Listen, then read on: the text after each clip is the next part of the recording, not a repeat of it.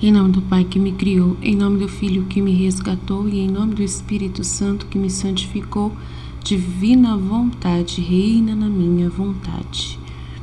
10ª meditação do Anjo da Guarda de Maria Valtorta. Agora é o Domingo da Misericórdia que ele vai meditar. Azarias diz em 28 de abril de 1946. Vamos nos juntar à declaração sincera do grande apóstolo Pedro, a alegre lembrança referente ao bebê inocente que hoje recebe o santo batismo, ao deixar de ser somente um filho nascido de homem, que tira a vida do leite que é oferecido a ele para a nutrição do seu corpo, passando para o mais perfeito alimento do Espírito, recebendo do seio inesgotável dos méritos de Cristo, seu primeiro alimento, regenerando em ele a vida da alma com a graça infundida pelo sacramento. A primeira comida suficiente para nutri-la com Deus nela inocente e torná-la filha de Deus. Mais tarde, com o uso da razão, a qual iremos solicitar dela numa tenridade de céu, então que ela logo será capaz de possuir e desfrutar dela, ou as três virtudes teologais, e alcançar a maturidade perfeita em Cristo com solicitude maravilhosa. Ela vai ansiar cada vez mais pelo leite espiritual e por meio dele crescer em saúde. Mas os filhos não são apenas aqueles nascidos recentemente de um ventre de mulher, mas também os recém-nascidos para a vida da graça. De modo que em sua família distante, mas querido por causa do que custou ele em orações e sacrifícios, mais de uma criança espiritual. Mais de uma é a criança espiritual a quem o seio divino deve oferecer, para que a criança cresça solícita em Cristo durante o tempo restante na vida deste mundo. Esse começo da Santa Missa em Albis pode, portanto, ser devotado para que possamos saborear outro gole de sabedoria sobrenatural, qual é sempre um presente de valor infinito, dando vida que não conhece a morte. Ó você, a quem a bondade do Senhor trouxe perto do jorro do qual sua palavra emite, e ele trouxe você lá através de sua infinita misericórdia, para um fim previdente e orgulhoso, para que todos possam ser dele e possam haver vozes fiéis e livres de todos os preconceitos e todas as formações anteriores que possam falar, para que possa haver corações para mostrar o que Deus pode fazer nos corações e haja provas de veracidade da porta-voz para proclamar as palavras e atos que Maria é uma voz sincera, uma voz do anseio da graça. Está falando da Maria Valtorta. Você que recebeu isso, presente para alimentar-vos cada vez mais com o peito derramando sobre os famintos, que a ele se apegam os méritos santificadores de Cristo, os rios confirmadores da graça, as luzes da sabedoria, cada vez mais católico, para ser cada vez mais apenas cristão. Você deve dizer expert nas vozes da escuridão e vozes de luz. Você pode se dizer que é um expert em saber, discernir quem é a voz da escuridão e as vozes da luz. Que os efeitos dessas vozes opostas são bastante diferentes, assim como os estados espirituais que essas vozes criam. Podeis concluir que só a voz da luz pode vir da luz. Vos faz filhos da luz e fiéis do Santíssimo Jesus, que vos mostra o amor, criando-vos milagres de proteção, rolando-vos, milagres de proteção. Você pode dizer isso. Satanás não serve a Deus, redimindo para Deus aqueles que estavam no caminho do erro. Só Deus e seus servos servem a Deus, trazendo para a luz e para o caminho do céu, que termina no céu, as almas que estavam na névoa da escuridão e no caminho errado. Deus te quis aqui por Maria, para que, como muitos dos milagrosamente curados no Evangelho, aos negadores, aos incertos e aos denegridores do milagre que são teus parentes, ninguém a quem Deus usa porque tem prazer da indigência para confundir e mortificar os orgulhosos? Você pode dizer: eu não sei quem ele é. Eu sei que fui miserável e ele me curou na alma e no corpo, demonstrando do homem nascido cego para aqueles que o censuraram por ter recebido a visão de um réprobo. Eu não sei se ele é pecador, mas eu só sei disso, que eu era um cego e agora vejo. Desde que o mundo começou, nunca se falou da abertura de alguém os olhos de um cego de nascença. Se aquele que me curou não fosse Deus, ele não poderia ter feito isso. Sim, assim, você pode responder às dúvidas insinuantes sobre a porta-voz. Não sabemos o que ela é.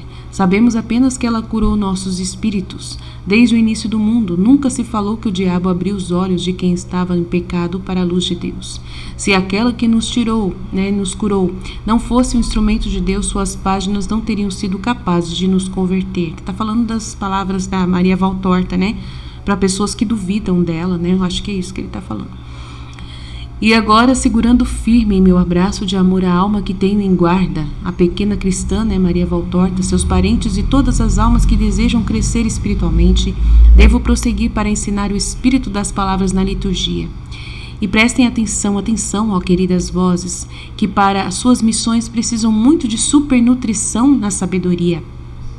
Como se recebe o leite espiritual para que ele seja útil ao espírito? O apóstolo explica como a bebês recém-nascidos. Isso é, sem qualquer maldade e malícia. Não deve ser a malícia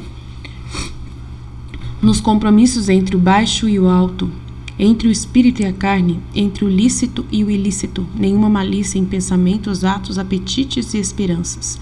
Você deve estar livre de cálculos de todos os tipos e desejar isso como seu único alimento, sem antes sobrecarregar o espírito com outros alimentos pesados e prejudiciais. E se o seu espírito já está tão sobrecarregado, esvazie-o, rejeitando o estimulante pesado, ácidos de alimentos de todo tipo de sensualidade e de egoísmo com 1000 faces. E deseja esta comida porque você acredita que ela é vivificante agindo dentro de você. Não vá a esta comida, então, que geralmente é distribuída em casas de oração por meio de cerimônias e pregação, aos sacramentos e outros meios, apenas para serem vistos e dizer: praticamos assim, serei abençoado na morte. Oh, não é frequentado os lugares de oração que o homem se santifica. Não é só frequentando os lugares de oração que o homem se santifica. É sim com toda a sua vida. Vocês indevidamente chamam de prática o que é apenas frequentar. Quem vai com frequência a um lugar o frequenta. Quem quer que ponha em prática o que lhe é ensinado ou transmitido naquele lugar, pratica na vida. Mas quantos escribas e fariseus entre aqueles que vão aos lugares de oração uma ou várias vezes por dia e são vistos pelos anjos no altar? Quantos? É preciso praticar os ensinamentos, fazer agir seus frutos na sua vida e os dos sacramentos. Não fora do cálculo para ter louvor da terra e bom lugar no céu, mas pelo desejo superespiritual de honrar ao Senhor desta forma e não desfrutar imperfeitamente do alimento que Ele oferece ao seu espírito. Então, com sinceridade, humildade e caridade de propósito, o leite espiritual que é sincero pode agir verdadeiramente em você e fazer você crescer em saúde. Alguém balançará a cabeça dizendo: quem é assíduo em práticas piedosas não pode pecar.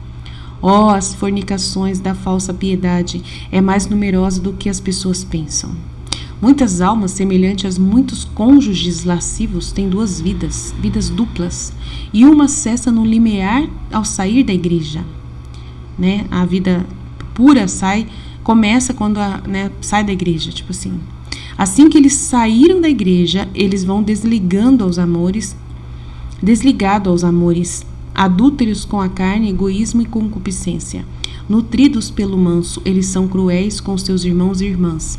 Purificado pelo sangue da caridade derramada por todos, eles não são caridosos com seus egoísmos ferozes. Instruídos pela palavra, eles cometem atos contrários ao ensino da palavra. E não podem ser chamados de adúlteros?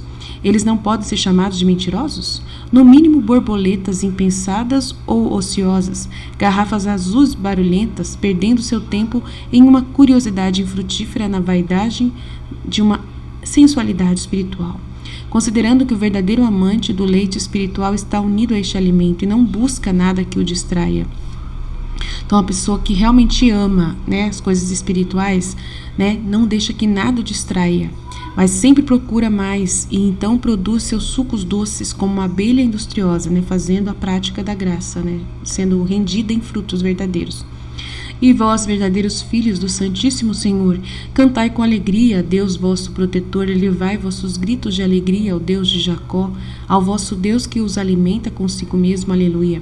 Rogai a Ele que por sua graça Ele concederá que vocês conservem os frutos das festas pascais em suas vidas e em suas obras, pois se não os conservaste, seria inútil ter sugado o leite espiritual, que não se transformaria em suco nutritivo, mas em elemento nocivo, como todo dom de Deus que os homens não conseguiram dirigir a um renda-se.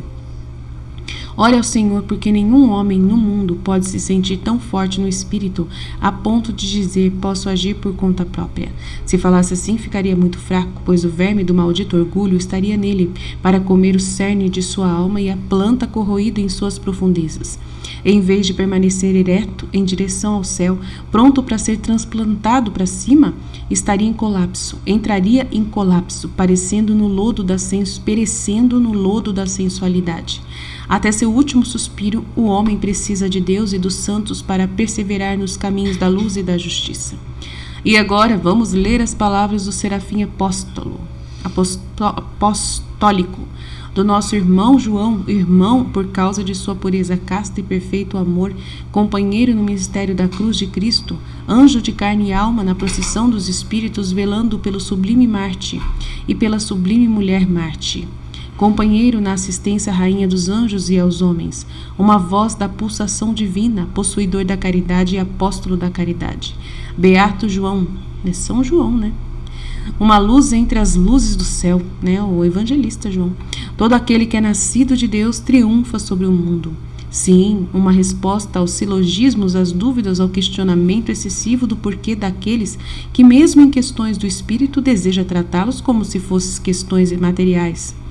Tanto a sabedoria quanto a ciência, a primeira é sobrenatural e a última é humana, procuram dissecar com o mesmo sistema do raciocínio limitado da ciência, porque é despojado da luz que permite compreender e aceitar a primeiro, que é a sabedoria, que somente a fé torna compreensível. A sabedoria somente a fé torna compreensível. É dada pela duração do que vem de Deus. Obras humanas não sobrevivem ao impacto de eventos ou suportam a erosão do tempo. Mas o que vem de Deus nunca perece. Toda a história divina oferece prova disso. A história anterior à vinda do Verbo e aquela que aconteceu desde aquele momento até o presente, bem como o que acontecerá até o fim do mundo, escreve o fim sobre a longa descrição histórica das relações de Deus com a humanidade. Desde o primeiro capítulo desta história multimilenar, a verdade é que o homem vem de Deus e Deus lhe dá a salvação e reserva o céu para ele, nunca foi perdida ou anulada. E quando não houver mais tempo e a última palavra for acrescentada à longa história, os ressuscitados verão, já que nasceu de Deus, a linhagem dos santos triunfou sobre o mundo e o tempo, e os enganos humanos e satânicos possuindo perpétua vida do reino eterno, criado no princípio para os filhos de Deus, conservado para esses filhos mesmo depois do pecado, restaurado pelo holocausto de Cristo, aberto por sua morte e dado aos justos para a alegria do Pai em dar o que ele tinha criado para eles. Mas qual é a vitória que triunfa sobre o mundo? É a nossa fé. Assegura João. De fato, sem fé em Deus, em sua recompensa, na sabedoria de seus mandamentos, como pode o homem superar os anjos no mérito das lutas a serem vividas para merecer a recompensa prometida?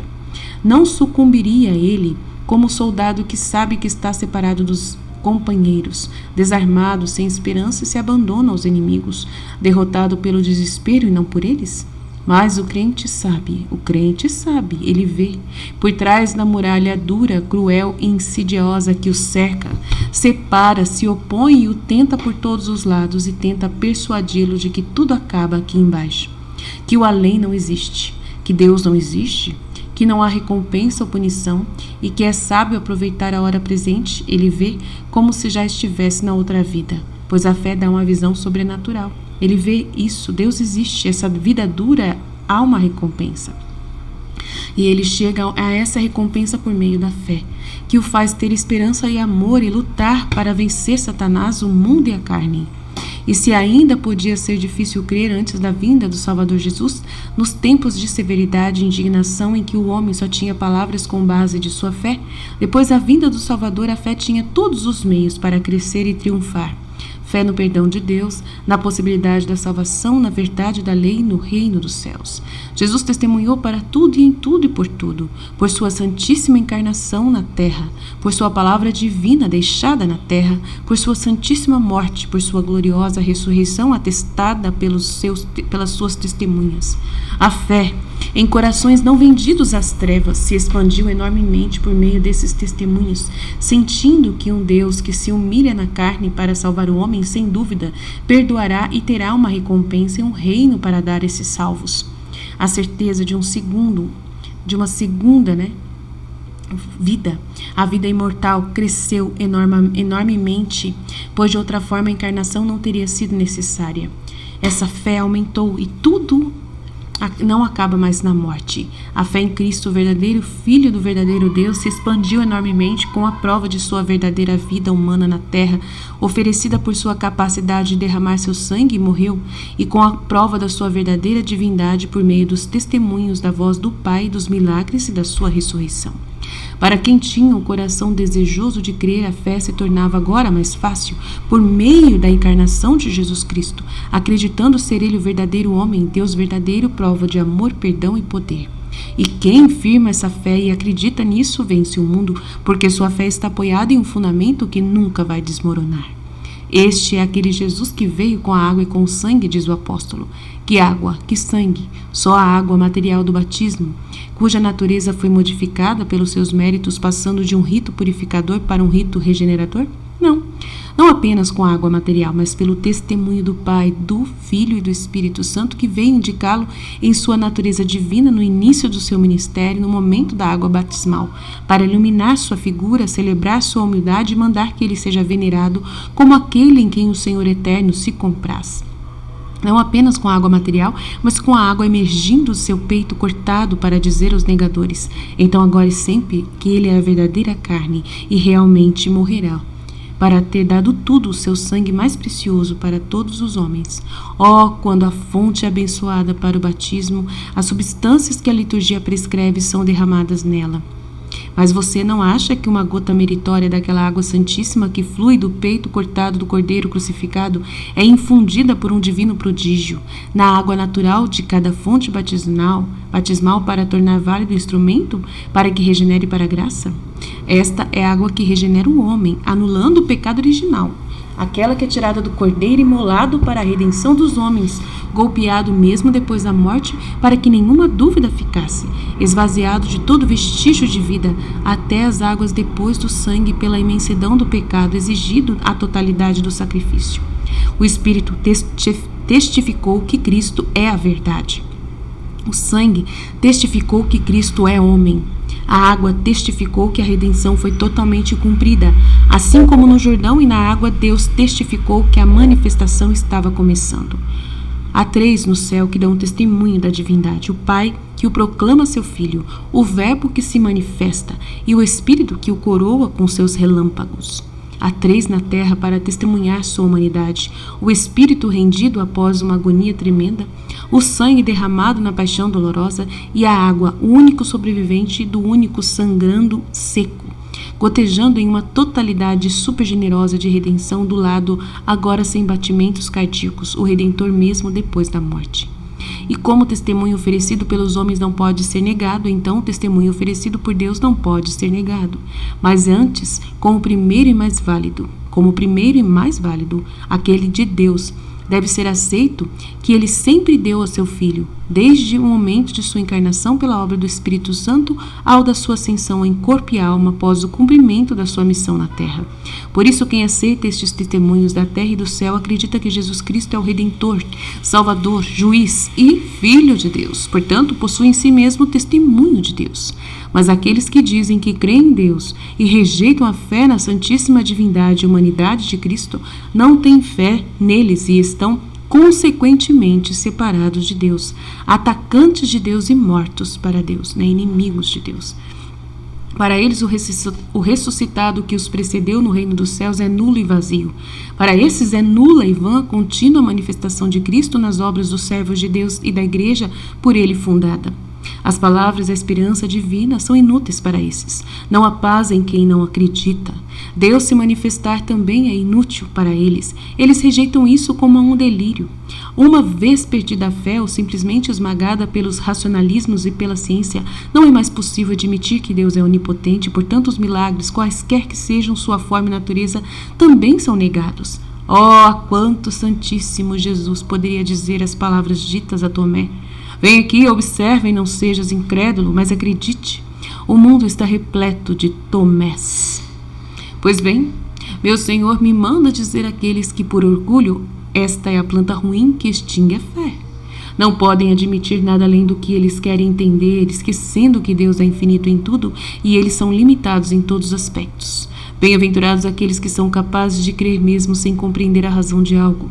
Bem-aventurados por sua simplicidade, por sua humildade, bem-aventurados por seu abandono. Sejam sempre bem-aventurados, mesmo que sejam enganados, porque a armadilha pesaria sobre quem o arquitetou e não sobre quem nela cair. E além disso, para repetir as palavras da epístola, o que vem de Deus é testificado por sua duração. Falsos fenômenos logo caem, ou porque cessam ou porque degeneram em atos e palavras de erro. Portanto, se algo dura, e dura com seriedade decorosa e virtude sagrada, vem de Deus. E é preferível aceitá-lo e dizer: glória a ti, Senhor, por esta manifestação sua, em vez de dizer: eu não posso acreditar que Deus pode fazer isso. 2 pecados contra a caridade. Com relação ao Senhor Deus, a quem você ofende colocando limitações sobre ele e seus instrumentos, a quem você injustamente culpa. Se você não entende, fique em silêncio. No céu você vai entender, mas não julgue para não ser julgado. Deixe para Deus a tarefa de fazer resplandecer a verdade e a misericórdia. Maria, alma minha, não ofenda o Senhor por abrigar a dúvida dos homens e de Satanás por um instante. Ore por quem não consegue ver e ouvir a Deus, mas seja firme na sua verdade. Rejeita o inimigo que usa a dúvida quando não pode usar qualquer outra tentação para separar as almas de Deus. Com as palavras sempre vitoriosas: afasta-te, Satanás, no nome santo de Deus e pelos santíssimos méritos de Jesus Cristo, nosso Senhor. Ou deixá-la, Maria. Vou dar o seu beijo à menina inocente que está nascendo da graça. A menina, né, Marcela, que está sendo batizada, filha de Paola Belfante. Ele vai dar um beijo na menina que está nascendo na graça nesse dia. Que o Senhor esteja convosco, que os anjos, meus irmãos, vos façam companhia. Então é a criança que ele vai beijar em nome da Valtorta, é essa criança, filha de Paola Belfante Marcela, batizada nesse dia, né, que ela escreveu, que ela recebeu essa mensagem do anjo, que é o dia 28 de abril de 1946, o dia da misericórdia, né, a festa da misericórdia, domingo em Albis. Amém, Fiat. Em nome do Pai, do Filho e do Espírito Santo. Amém.